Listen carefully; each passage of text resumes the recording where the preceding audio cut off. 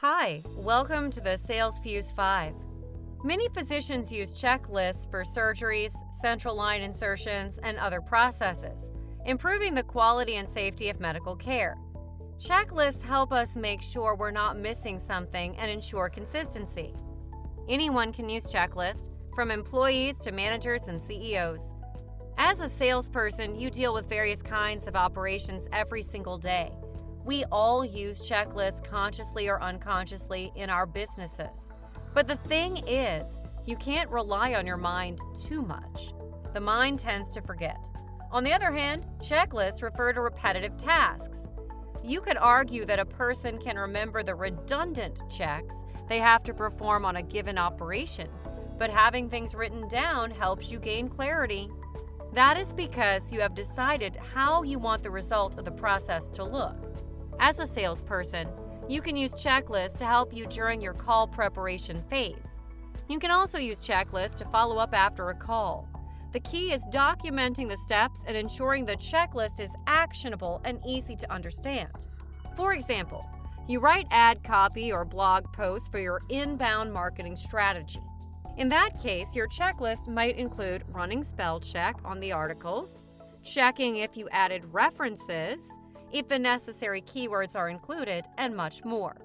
As we can see, checklists can tremendously help with organization and also make sure that you are producing spotless work, because if there are any errors in the operation, you can spot them through the checklist.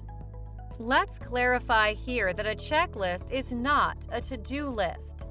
To-do lists are used for tasks that need to be done before we have an end product, while a checklist is applied to an outcome to ensure everything is done appropriately. So although checking stuff out is a task, a checklist is not a to-do list. With all the above being said, there is no doubt that checklists present their benefits. But what constitutes a good checklist? Firstly, a checklist has to be created and personalized. Whether given to a salesperson, passed on to them, or created by them, it has to be specific to the operations and the end goal. Secondly, a good checklist is flexible. It should be open to changes and review. And third, it should be easy to use and complementary to your knowledge and skills. People can't have checklists above what they can do in the work environment. Of course, checklists also have some limitations or disadvantages, and the most apparent is that they may cause mental fatigue to their users at some point. There is not any fixed advice I can give you on that, but if you can avoid checklists for a little while, have a break. Otherwise, you need to work around that by just being human and doing some relaxation activities outside of work. But let's leave it here because everybody has their coping mechanisms. If you've decided checklists are proper for you, you need to know a couple of things before creating them. Write these steps down or play this part of the video again. So these decide what needs to be checked before you begin.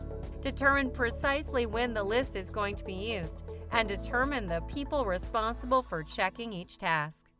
Thank you for watching and good selling.